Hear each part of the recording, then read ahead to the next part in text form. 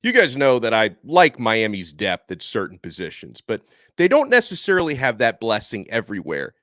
Are the Miami Hurricanes deep enough to win an ACC championship this year?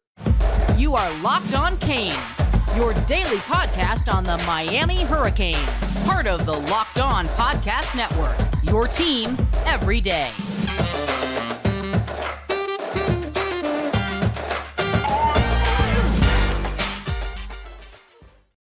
I am Alex Donno. I'm a University of Miami alumnus, longtime South Florida sports radio vet, and writer for allhurricanes.com. And thank you to the everydayers for making Locked On Canes your first listen and your first watch today. We are free wherever you get your podcasts. We're free on YouTube, and we're part of the Locked On Podcast Network, your team every day.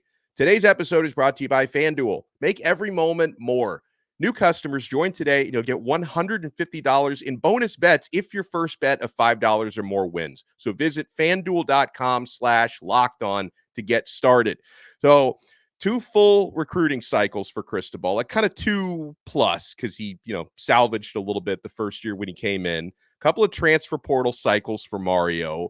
Does Miami have a deep enough team to compete for and win an ACC championship? I'm going to talk about this and so many other things with a gentleman that you guys probably already know, Geo Milian from LifeWallet Sports, who was nice enough to bring me on their podcast and Twitter Spaces, or X Spaces, I guess we call it now, yesterday. He's returning the favor and joining us today. Geo, how are you?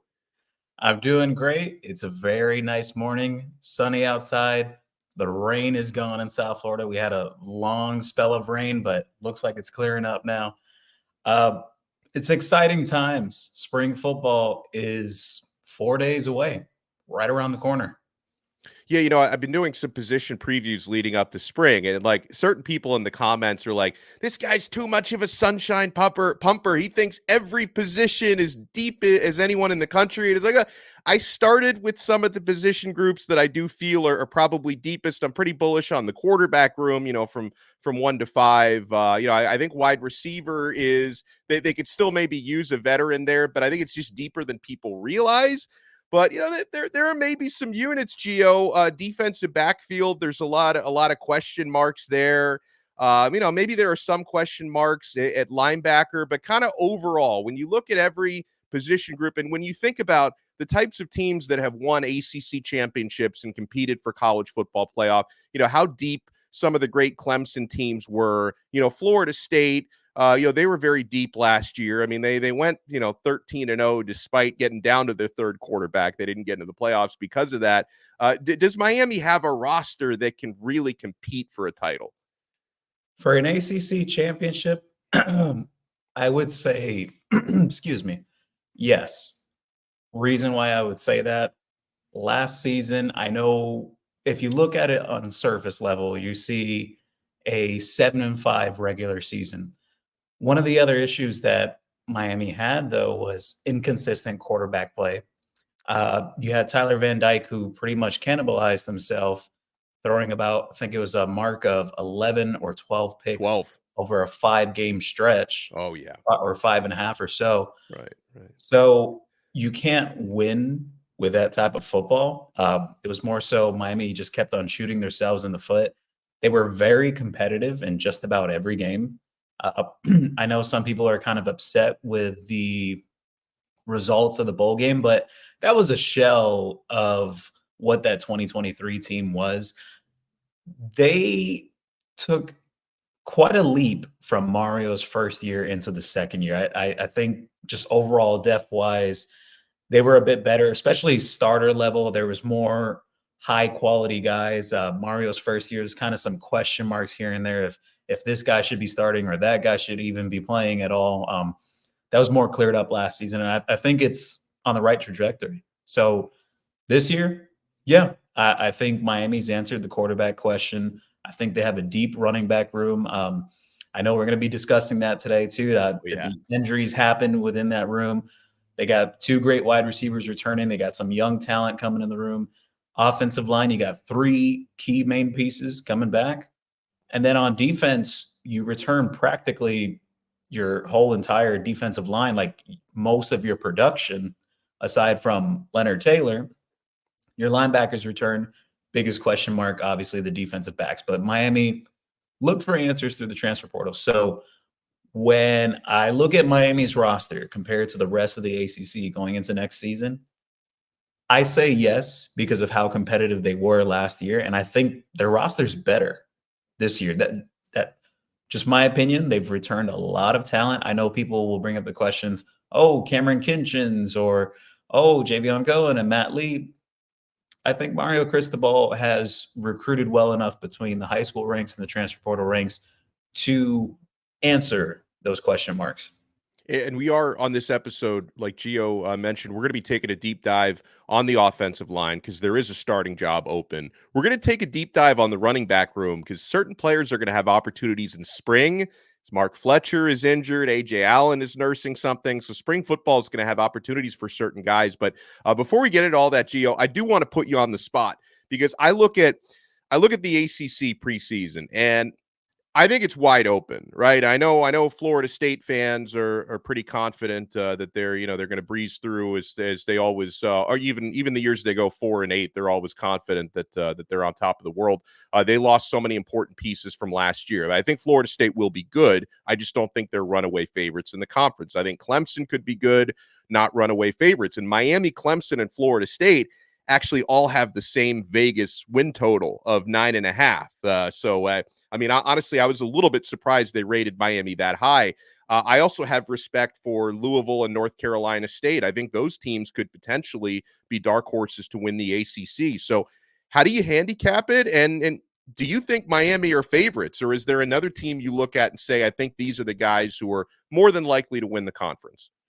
I wouldn't outright call Miami the favorite to win the conference. And I say this just from a historical aspect. And I think you and me kind of touched on this subject even yesterday, that when Miami comes into the season with a lot of hype, historically, it seems, at least for the last 20 years, they kind of fall short of those expectations. Hopefully not too much preseason hype. Yeah. If I were to say a favorite, I know Miami fans are going to kill me for this, but Florida State, I think they have a very good chance to be back in that ACC title game. Clemson, I don't think the tide is really turning there. I think they're going to be a solid team, but I don't think they're that type of team that, the college football fans are used to, the Clemson Tigers of the last few years before the recent fall. And I love your pick about Louisville. They're going to be a thorn in Miami's side as long as both are in the ACC. Louisville is doing very well from a coaching aspect and even from a recruiting standpoint too. They're plucking some guys. Yeah, and they do go head-to-head this year. Miami's got to go to Louisville. Louisville, beat us in a high-scoring game in Miami's house last year. You got to go to them this coming season. Now, something I want to get into on the other side, we're going to use this to segue into offensive line talk because, again, there is an open starting job, right, where Matt Lee's starting job was essentially filled. Javion Cohen's was not. Now, Mario Cristobal, and what seems like a really cool interview, we've only seen portions of it so far, was on with J.D. Piquel of On3 Sports, and Cristobal shared his early impressions of Cam Ward. What were those, and what did they say about Miami Hurricanes offensive line? We're going to get to that and so much more. My friends, we're only getting started. You want to keep it locked right here to Locked On Canes. And I know you're keeping it locked to eBay Motors. Passion, drive, and patience. What brings home the winning trophy is also what keeps your ride or die alive. eBay Motors has everything you need to maintain your vehicle and level it up to peak performance, from superchargers, roof racks, exhaust kits, LED headlights, and so much more. Whether you're into speed, power, or style, eBay Motors has got you covered. With over 122 million parts for your number one ride or die, you'll always find exactly what you're looking for. And with eBay Guaranteed Fit, your part is guaranteed to fit your ride every time or your money back. Because with eBay Motors, you're burning rubber, not cash. With all the parts you need at the prices you want, it's easy to turn your car into the MVP and bring home that win. Keep your ride or die alive at ebaymotors.com. Eligible items only. Exclusions apply. eBay Guaranteed Fit only available to U.S. customers. My friends, the Locked On Network has launched the first ever national sports 24/7 streaming YouTube channel. And now it's also available on Amazon Fire TV and the free Fire TV channels app. Locked On Sports Today is here for you 24/7, covering the top national sports stories of the day, and also with our local experts of Locked On. Find Locked On Sports Today now available on the free Fire TV channels app. We are talking with our very good friend, Geo Milian. LifeWallet Sports does an awesome job covering Miami. And I know that this is a guy that we can go so deep on the roster because Geo knows this roster like the back of his hand. We're all going to be getting to know Cam Ward pretty well soon. And so, Geo, one of my takeaways from Cristobal's conversation with J.D. Piquel this week at On3 Sports is, Mario was talking about kind of Ward's situation the last couple of years at Washington State. He's been in big games, Mario said, big situations, tough situations. He's been overmatched personnel-wise and still finds a way to make some dynamic, explosive plays. He can manage a game and make a lot out of a little sometimes. Now, I strongly feel that Ward being at Miami can be so mutually beneficial for both parties because obviously Miami's getting a great quarterback and a guy who is able to make off-schedule plays and improvise and is always seeing down the field. And then in Ward's case, Gio, I mean, part of what Cristobal was hinting at was Cam Ward was running for his life a lot the last couple of years. I looked up the sack stats from last year. Now, Miami was pretty good in sacks given up. I think they can be even better, hopefully, within the next couple of years. Miami was 17th in the country in fewest sacks given up, which is pretty good. They gave up 16 sacks all season. Washington State was 113th. Some people don't even know there's that many teams. 113th in America, gave up 38 sacks last year. So right there, that's one of the ways that not only can Miami benefit from Ward, Ward can benefit from Miami. Yeah, I agree with you 100%. And I love the fact that you brought up Miami's offensive line production and how well they kept Tyler Van Dyke's jersey clean last season. So it just seemed kind of just strange overall, the amount of interceptions he was throwing when you considered how clean his pocket was. And there was even one game where I believe they had only got to him one time with a pressure or zero pressures, and he still threw multiple interceptions. Now, imagine that you bring in a quarterback like Cameron Ward from Washington State, who has put up these gaudy numbers throughout his career, running for his life. And look, just to give a little context here, if Miami fans are expecting Cameron Ward to be like dynamic in the sense of like a Lamar Jackson or Michael Vick, no, not that type of runner, but he could definitely extend plays. He can grab first downs up, even some touchdowns in terms of the red zone as well. And I know there's question marks about, he had a ton of fumbles. Well, some of that is attributed to the offensive line that he had, and some of it partly him too. But one of the biggest things that stands out overall, his accuracy, his consistency throughout his career, and number 3, his leadership. Ever since he's arrived at Miami, he's taken the time to spend time with his teammates, guys like Xavier Restrepo, Jacoby George, the receivers, the offensive line room. He has spent time with them off the field. I think sometimes fans might overlook that aspect of, what about on the field? No, you got to build that camaraderie off the field too. And I'll even reference this to a conversation I had with Brett Romberg, who referenced Ken Dorsey. I had him on my show about a month ago. He said that him and Kenny Dorsey, they were together all the time, even to the point that they basically did everything together. And Brett said basically it was this trust factor where Ken had his hands between Brett Romberg's thighs for X amount of years. So they had to build that trust. And they built that off the field. It wasn't just on the field.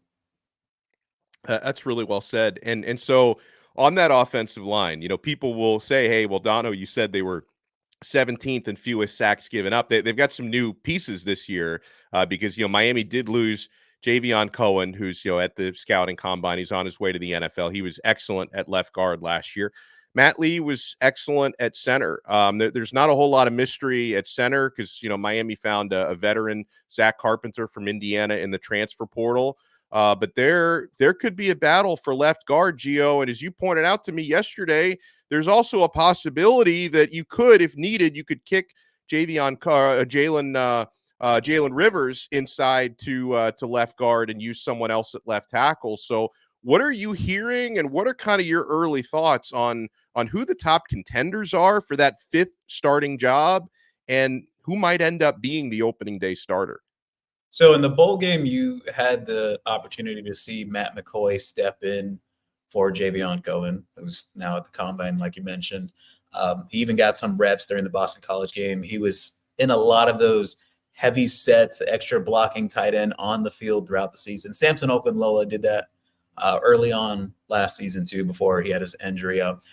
I've heard he's progressed very well with his injury. Those are two guys that could factor in between some of the tackle competition, because you also have Francis Mauigoa, who is potentially going to miss quite some time this spring, or maybe in the entirety of spring. So then Jalen Rivers obviously returning. I know Zion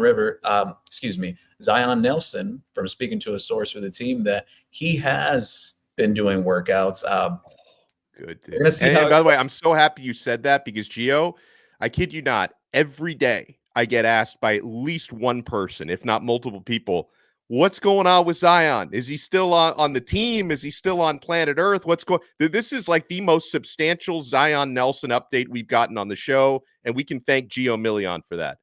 Look, I'm not going to make any guarantees or promises, but he has been doing workouts. I had some photos slipped to me some time ago during these off-season workouts.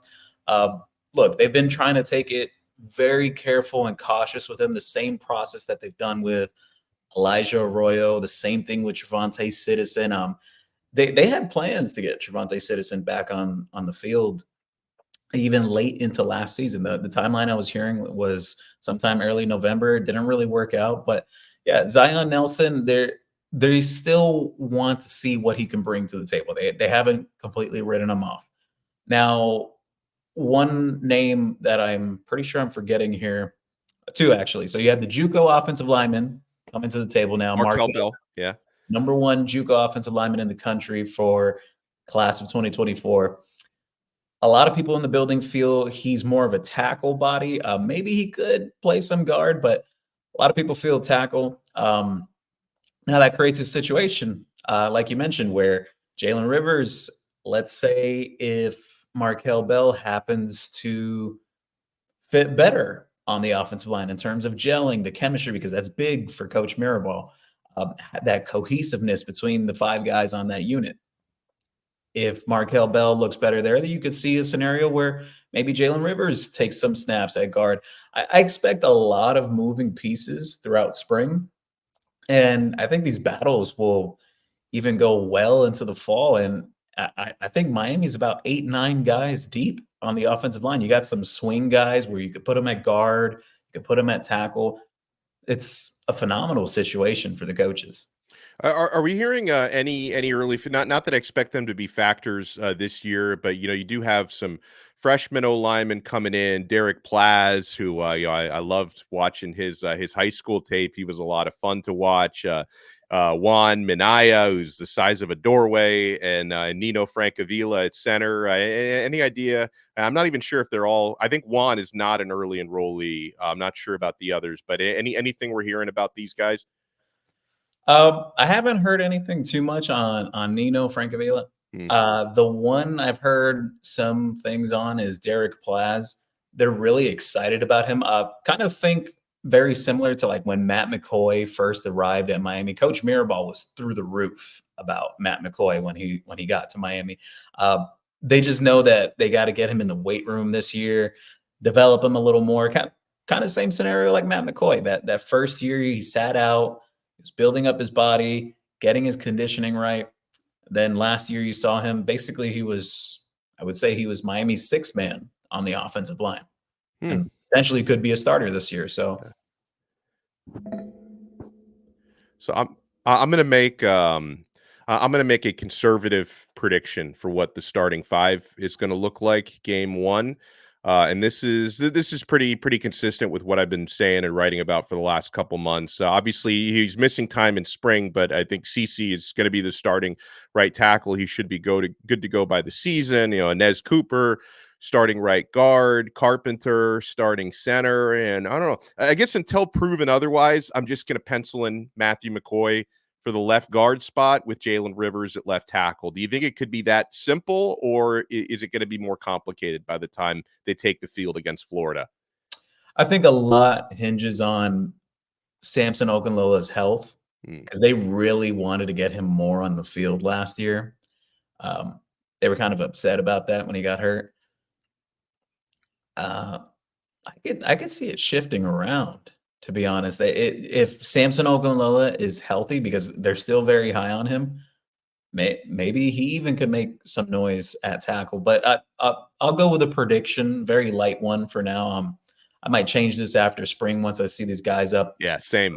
A little more, see kind of how their bodies have changed since last year. Because some guys, they make the jump from one year to next. You walk in the SOFR facility and you're just like, whoa, like who is this kid? Like I remember, I think it was 2 years ago, Elijah Arroyo from his freshman year to his sophomore year was like a totally different kid. So I'll say for now, coming out of spring, I'll say right tackle, Francis Mauigoa, right guard, Inez Cooper, center, Zach Carpenter, left guard, I'll go with Samson Okunlola. Okay, I like it. And left tackle, I'll say Jalen Rivers. I think they'll really like the continuity with Jalen Rivers, especially coming off the season he had. And there's still question marks with Zion Nelson. Even despite him doing workouts, we still got to see it like in practice. Right. Well, something I want to dive into with Geo when we come back is Miami's running back room, because the thing is, the last couple of years, especially last year, the room always looks really deep and it's always very talented. But Miami has had to deal with a lot of injuries, and they are dealing with injuries there in spring. So who's going to step up? Who needs to step up this year? My friends, we're not done yet. Geo Milian from LifeWallet Sports is with us, rocking and rolling. Keep it locked right here to this new episode of Locked On Canes. And I know you're keeping it locked to FanDuel. We're winning money this basketball season. Tournament is going to start soon in college basketball, NBA. The Miami Heat are gracing us with some good basketball this time of year. So get buckets with your first bet on FanDuel, America's #1 sportsbook. Because right now, new customers get $150 in bonus bets with any winning $5 bet. That's $150 if your team wins. You can bet on all your favorite NBA players and teams with quick bets, live same-game parlays, exclusive props, and so much more. All you have to do is visit FanDuel.com/lockedon and shoot your shot. FanDuel, official sportsbook partner of the NBA. Thank you so much for making Locked On Canes your first listen and your first watch today. For the everydayers, if you want to take your everydayer experience to the next level, sign up for our exclusive Locked On Canes Insiders chat. You guys get text messages directly from my phone to yours and vice versa, one-on-one questions and answers. We give you guys recruiting scoops, breaking news. I think this is a really good week to sign up for the free trial because we're going to be very busy at spring football next week. So you can try it free. Click the link in the show description below. Sign up for free for 14 days. And then if you like it after 2 weeks, you can opt in for $4.99 a month. We give you a lot of added value on there on Locked On Canes Insiders. Geo Milian is definitely, he is an insider in many ways joining us. So, Geo, we were talking a little bit yesterday on the LifeWallet podcast and Spaces about how, well known that Mark Fletcher is going to miss the entirety of spring. I hope he'll be okay early on in the season. We'll cross that bridge when we get to it. No spring football for him. You were also telling me that A.J. Allen could miss some time. Who's got to step up with these opportunities in spring football? Well, I think it's a golden opportunity for someone like TreVonte Citizen, who's been on the mend. He had a catastrophic injury during his first fall scrimmage. The coaches were devastated when that injury happened his freshman year. They were expecting him to have a pretty significant role, almost similar to what Mark Fletcher did last year for Miami when TreVonte Citizen was a freshman himself. So golden opportunity for him. Henry Parrish, I know he's had some issues where he gets a little nicked up here and there. I've heard he's good to go to start spring. AJ Allen, I know he had some cleanup work done. He was having an issue with his shoulder throughout the season. He might miss some time. May come back towards the end of the spring. And then really you have a freshman coming into the fold there, getting some opportunities there to get some great reps early on in his career. Chris Wheatley-Humphrey from South Broward High School. This is a guy that he's put up ridiculous stats throughout his career. I mean, I think he averaged, it was like 12 or 13 yards a carry at his high school. I know it's not the highest classification he was playing for in Broward County, but he's gone to camps and he's stacked up pretty well with other guys. He even has some versatility too. Let's say, hypothetically, if running back didn't work for him, he could play some defensive back in his future too. Yeah, that's right. That's well said. And I know, someone that is not on campus for spring, but is arriving in the summer. What's your projection on Jordan Lyle? Because I'll tell you, somebody who's really high on Lyle that we had on the show 3-4 weeks ago is Don Solinger, legendary former Miami running backs coach. And he got a chance to watch a little bit of and meet Lyle within the past year. And he is all in. What kind of an impact, maybe not year one, do you think he's going to make at Miami? I think he could get in the mix his first year, get some carries, some touches in some games. I mean, they carved out a little bit of a role for AJ Allen even last year, even though it was limited in some cases. But I think you could kind of see something similar with Jordan Lyle this year. I think he's more physically ready than Chris Wheatley-Humphrey is, at least coming out of high school. I don't know what Wheatley-Humphrey looks like now. We'll have to see once spring practice starts. But with Jordan Lyle, the biggest thing that stands out is contact balance. It is very, very, very difficult to bring him down. Kind of reminds me in a way, I would say his running gait a bit. It reminds me a little of like a Mark Walton, maybe a little more speed heard that before, than yeah. Mark Walton. Yeah. That makes a lot of sense. And so, okay,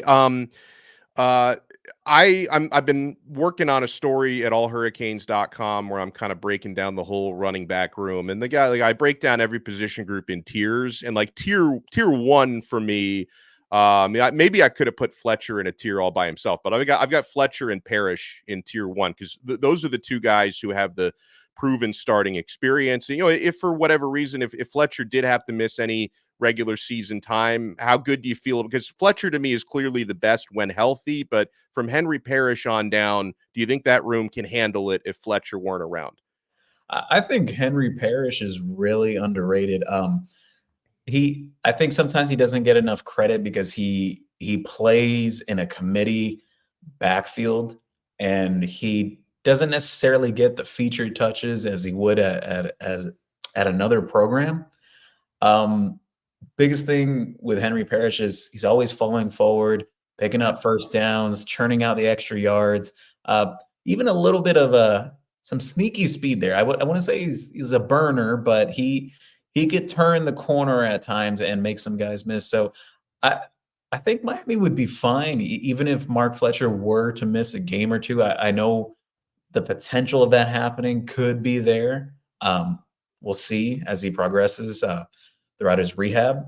But then it starts becoming some question marks. So, you saw AJ Allen. He had some flashes last year. I know there's some people in the building that they think AJ Allen could be very electric for Miami. It's just that he needs more opportunities. He has to get better in pass protection as well.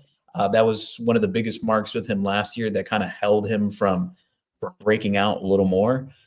And then you have two freshmen and then TreVonte Citizen, which is a very big question mark. So I think Miami's good if they could stay healthy between Parrish and AJ Allen. If Mark Fletcher was to be out the first game or two, but if they start dropping like flies, it's going to be a lot of question marks.